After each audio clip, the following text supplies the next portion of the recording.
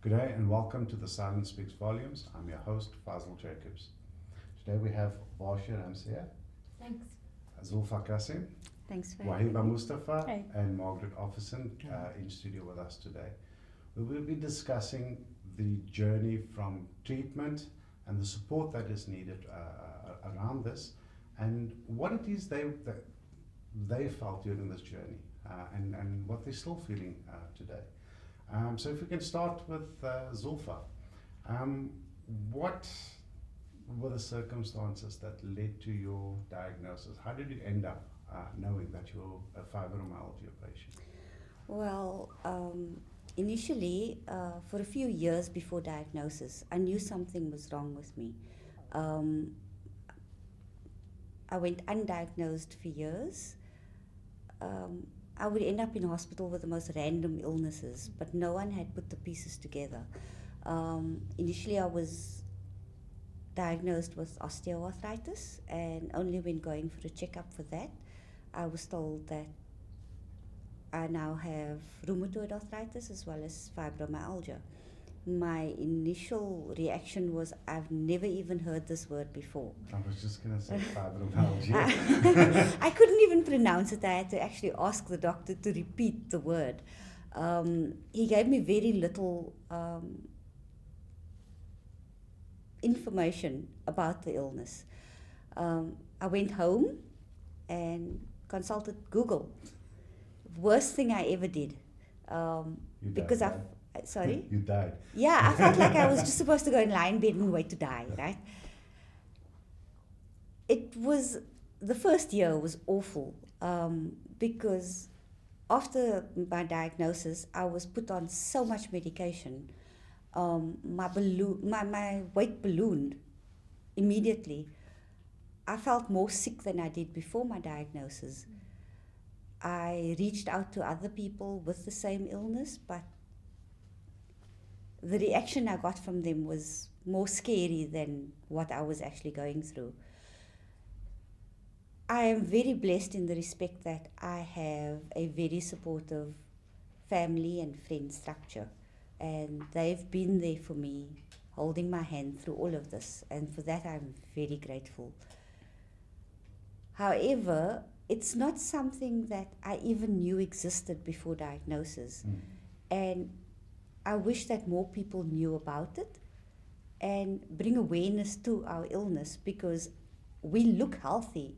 It's called the invisible disease because we show no sign of being sick. If you look at me now, I look like there's nothing wrong with me. Let me try getting up from the couch and it's a different story because all the aches and pains then come out. But it's been a real journey, but I also see it as more of a blessing than a curse. We can speak about the blessings that came along with it at a later stage, but for now, it took a whole year for me to realize that there isn't any one set program for a fibromyalgia patient to go through in order to get healthy. We all have been affected by fibromyalgia differently, and treatment plans for the one patient doesn't necessarily work for the other. And that was the scariest part for me because it felt like my first year after diagnosis, like I was walking through a misty forest. And I didn't know, I had nobody to guide me because all I'm being told is, well, what works for that patient doesn't necessarily work for this patient. And what's scary is that because it's invisible, people don't realize that you are actually sick. But the saddest part about that is that there is actually doctors out there who still do not believe that this is an illness. It's not all in our mind. Trust me, I would not put this in my own mind. No, sure. There are countries, however, that leaps and bounds have been made in the fibromyalgia field, where they actually recognize fibromyalgia as a disability now. Because for one, I cannot walk far. I cannot walk for long, but I'm not allowed to use a disabled parking, for example, at a shopping center, because my illness is not deemed a disability. I cannot get a disability disc. So unless I want my wheels clamped, I'm going to have to walk that extra. Yeah. that extra distance. For now, in our country, there is not enough awareness around fibromyalgia. Very little is known about the disease for now, and very little is being done to recognize it as a disease and do things about it. And hopefully, us being here today speaking about it will bring some awareness to it. That's the hope. That's the idea behind the show. Wahiba. Wahiba's a cancer patient, and well, she used to be a fellow baggy. Wahiba, would you mind sharing your journey with us? What led to your diagnosis? How did you end up knowing that, okay, you've got cancer? So initially I had severe abdominal pains, like I had for like 2-3 hours in the day, 2-3 hours in the evening, that I would just sit at my desk and try and just squeeze and and then I go to the nurse at work, and then she says, oh no, you have indigestion, here's some meds for you. And then I take the meds, the pain goes away, and then next week she will see me again, and it went on for like 2 months where I go to her on a weekly basis. And then she told me, no, look, you need to now go to your GP and find out what is actually the cause of this. I went to my GP, he then told me, okay, diagnosed me, you have gastritis. He then gave me some meds for the gastritis and also prescription slip for after 5 days, we still don't feel better. Here's some, like, more. Take some more. Yeah, take some more. This is better painkillers. I went, third day, I went to get the prescription because it's still the same. Nothing changed with these meds. I then went back to him after 6 days and said, look, I'm still not, this is not helping. I've already gone to fetch your prescription. Like, what next? He felt my stomach. He said, like, so where is the pain? So I said, look, it's moving. It's not in a specific, like, position. And he says, look, I don't know what's wrong with you. I'm going to give you a referral letter. You need to go to the hospital to get the scope done. I went to the hospital to make an appointment. That was on the 30th of March. I remember those dates. On the 30th of March, I went to make the appointment. They told me your next appointment date is only on the 25th of May. I'm taking it this was public hospital? This is public hospital, government. Yes, I never had medical aid at that stage. I found myself the next morning at the emergency of that hospital. They put me on a trip. They sent me for scans, MRIs, ultrasounds, and they admitted me on that exact same day to the ward. The tests came back. The doctors like, you have this much blockage in your colon. We need to remove this blockage. On the 1st of April, I went for operation. They removed the blockage. I went back to the ward because they never had an ICU. So I went back to the ward. I felt fine.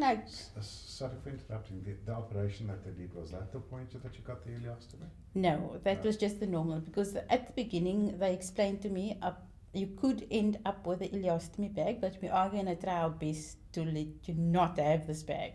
So there wasn't much detail given to me as to more into detail what the bag is about, etc. And then I woke up in the ward and I was fine. I got up, I was mobile, I was walking around up and out of the toilet, because for me, I was a very active person, so I couldn't sit around for long. And then 4 days later, I just felt very faint, like someone that's going to pass out, dizzy. And then they put me into a separate, a single room. And I was there. My friend then from the ward came to visit me. I then said, can you help me to the bathroom? I just need to go to the bathroom. She's like, fine. My husband, he just left to go to the cafeteria for me to get something to drink. She took me, I got into the bathroom and I just collapsed. Like on the toilet, I just collapsed, and the stool came out of every hole in my body. Like out of my wound, everywhere. And then I just fainted there to put me in a bed, like, with my head down, my feet up, and they couldn't find any veins, so it went into my neck, the drip. Um, I woke up and they said you need another operation. You need to get an emergency ileostomy. And that's when I got the bag. Um, I was still. So just for those who don't know, what does this mean now? What is a bag? A bag is, so it's basically your small intestine hanging out like few centimeters into this bag where you then pass stool. So which means that the bag is now closed. So you're passing stool through there. So when you eat, it comes out. Whatever you eat just flows through there. I got the bag. I woke up still under anesthetic at another hospital.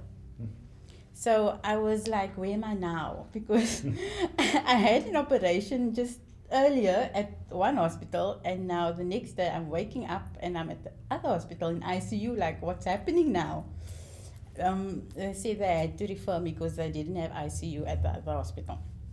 And I woke up with this bag. I was like, what's this? Like, what's this? Like, and my husband's like, I had to do this because your kidneys failed and you were like turning at the door of death, like literally, and I had to get the bag. And then once we had I was fine after that, because then I just accepted, like, I'm having a bag and this bag is going to save my life. Yeah. And at that point also, is that when the diagnosis of the cancer happened? Yes, so basically that's when that hospital confirmed I have stage 4 colon cancer. Wow. Before we pick up with Margaret, we're going to take a couple of moments to pay the bills. We'll see you back shortly.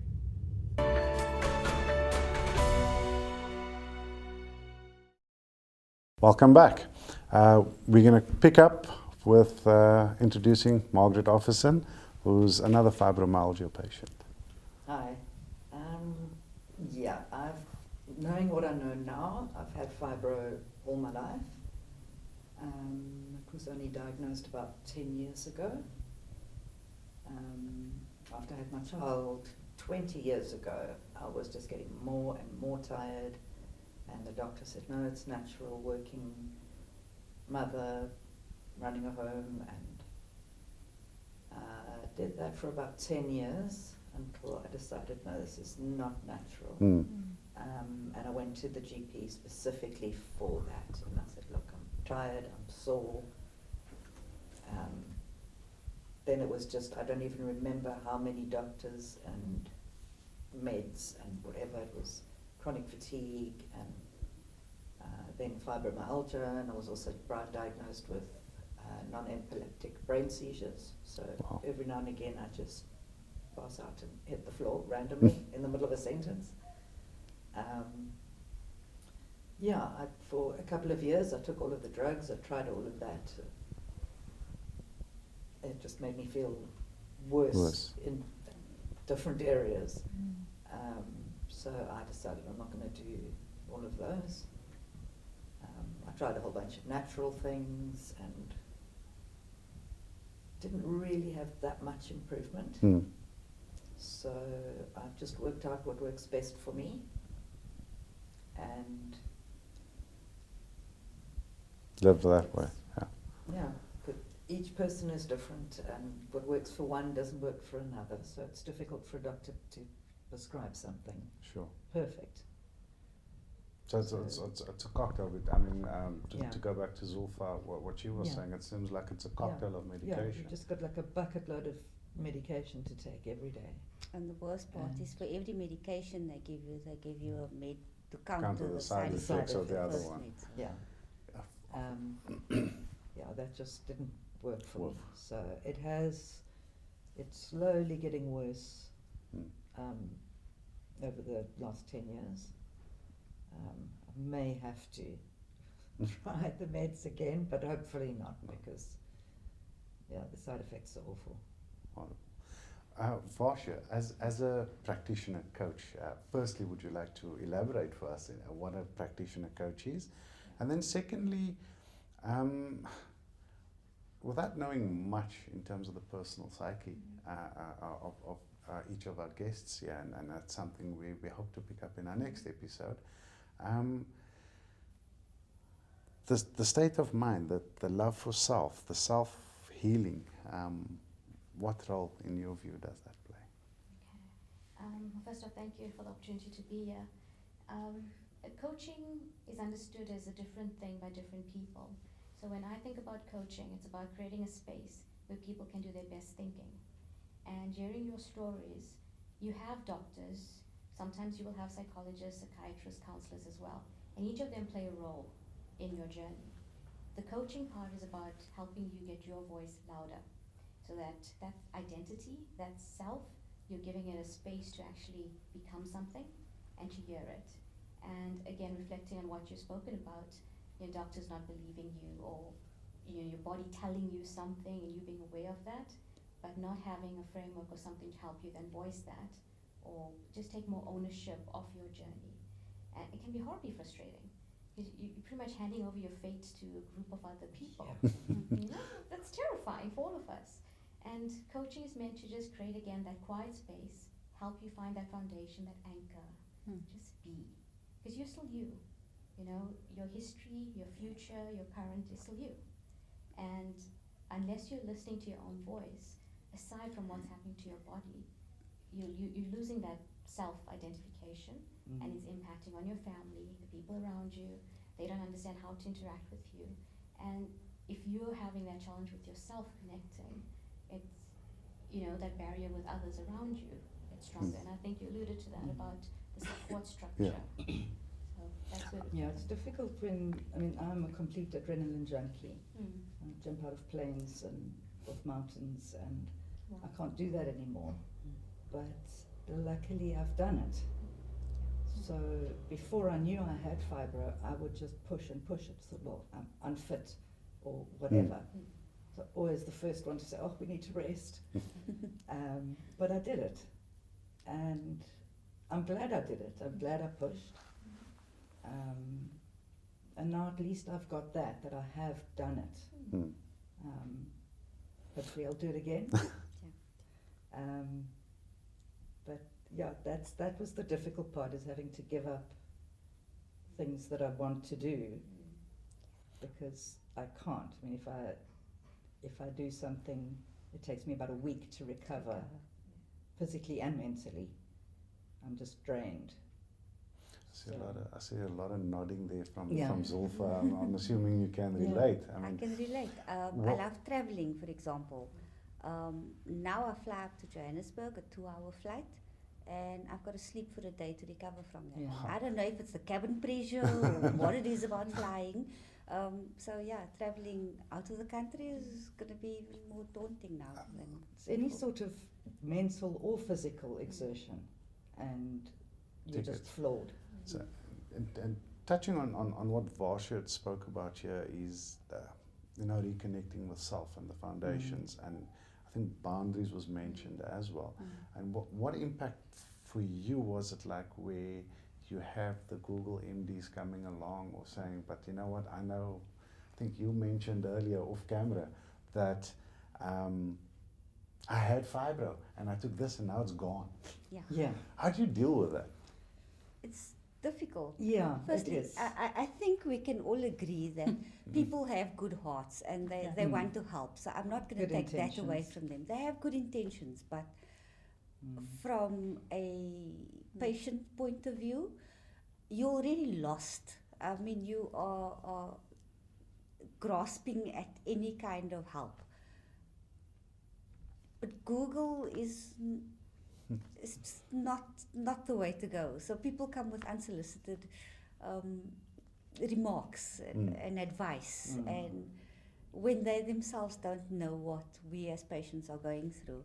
And I do get that they have good intentions, but it gets a bit frustrating at times when you've tried all these things before, and none of them have worked, and you can only say, I'll try that. Yeah, if it works for Auntie this and that, it will work for me. Before you get frustrated and despondent and like, I can't take this no more. So Varsha, from a coach point of view, some tips and advice. And I know it's not the traditional sense in terms of how coaching goes, but how do we set up boundaries? I mean, please respect my wishes. I don't want these fancy miracle cures, or Auntie Josie's neighbor's boyfriend's secret remedy to cure cancer. Yeah. How do we set that boundaries and stick to it? First off, you have to acknowledge it's hard. Mm. I think to your point, people have the best intentions. Mm. Yeah. Everybody wants to help you. Yeah. And if we link it back to knowing yourself, it's about understanding that they need to show you that they want to help you in a certain way, but what they're doing is not serving you. Yeah. So one suggestion would be offer them an alternative. So if your husband's washing your car every day for you and you're not driving anywhere but he thinks he's doing something for you, give him an alternative. You know, I love that you're doing that. So a bit of feedback about positivity, and then it would be so awesome if you could do X, Y, Z instead for me. Yeah. Do you know what I mean? Yeah. So is it a way of giving them feedback where they still feel valued, they're heard, and a lot of people want to rescue us. You Yeah. know, they want to, and And it's not about them. that's what I was saying. I've been very blessed in my journey that I've had loved ones who were there supporting me. Initially after diagnosis, like my husband, my sister, they went and Googled and they came and asked me questions. They didn't come to me with, oh, I read you need to do Yes. this and you need to do that. The ones closest to me, I've always been about positivity and looking on the bright side of things. So when you ask me how I'm doing, I will be fine. Yeah. That'll always be my standard answer. I'm doing well, thank you. Those people closest to me know better. Yeah. And they won't ask me an open-ended question. They will ask me, how is your pain levels today? And those are the type of things that we as patients appreciate. Yes. That they took the time to go and find out as much as they could, and that they keep an eye, because they keep an eye on me. They make sure that I'm not overdoing things. I get scolded like I'm a small child, but you shouldn't do that. Yeah. And it all comes from a place of love. So I appreciate that so much. Yeah. My mom, my siblings, my kids, and my husband. I have a small group of friends, but they are, genuine, caring people. However, as a cancer patient, and correct me if I'm wrong, I think you underwent chemo. I did. How many times did you hear, don't take chemo? Don't do the poison. Yeah, I did a lot of times. They always used to tell me, like, why don't you go for this? Take this, some natural stuff, something else that could. Someone said that this helped her, and why don't you do that? And I would always say, like, I'm listening to my doctors because they have my best interest at heart. And it's always a personal thing that you have a choice if you want to take chemo or not. It's not like someone saying you need to take chemo. So I thought that if this is going to save my life, because I have an 8-year-old son and I need to be alive. So the chemo helped me. It brought me through to where I am today, and I'm grateful for that. So I never really just took on what they said. I just went with my gut and what my doctors told me would be the best for me. I can completely relate to that, because with my diagnosis, I dealt with having a 9 and an 11-year-old son who were petrified. Dad's not going to be here anymore. And at the time, my late mom was there, and she was petrified. Her caregiver's ill. Yeah. And I found myself having to pick myself up and be fine for everyone else. And coming back to that whole boundaries thing, and how did you find negotiating with the people around you that I need my time here now. I need to take care of me so that I can take care of you. That is difficult. To me, I didn't really mind the advice and stuff from everybody, because I knew, look, they're trying to help and whatever. The worst thing for me was, because it's invisible, nobody really knows how you're feeling. I sometimes think, I wish I'd grew a second head or something, so somebody could just see that Something I'm not wrong, right. yeah. Because we would be invited somewhere and I wouldn't be able to go. And then people are like, oh, well, you never want to visit me. And I'm like, it's not that. And that to me was the worst thing. people thinking, oh, they're just making excuses that she's not feeling well because she doesn't want to come. But got over that. Did lose a friend or two, but the ones that mattered stayed, and they understand. And they, every now and again, they'll come and kidnap me. They say, right, just put clothes on, we're fetching you, and we're just going out for coffee. And I'm like, okay, I can do that today. So I can do the spontaneous things, but a planned thing is almost worse, because, like a wedding, I'm so stressed beforehand about being there and on time and whatever, that my body just shuts down and I can't do anything. So the friends that I have, they all understand. I'll be there if I can. Thank And you. sometimes half an hour before, I say, hey, you know what, I'm feeling okay, let's go. Thank you for sharing. Thank you all for sharing. And unfortunately, we're out of time for today. But we would like to pick this up and carry on with this next week if we could. With that, and listening to what our guests have spoken about this evening, there's a lot going on once you're diagnosed with an illness, and it doesn't necessarily just have to be cancer. Your body doesn't become your own. It now belongs to a group of medical doctors who's going to probe and prod and take tests and do all sorts of things to try and make you feel better. To have people come along with their advice, and their intentions are good. I think everybody touched on it here. Find out what they need. Find out what the patient needs. That is the greatest support you can offer them. Find out what they need. Thank you for tuning in. We hope to see you again next week. I'm your host, Fazil Jacobs.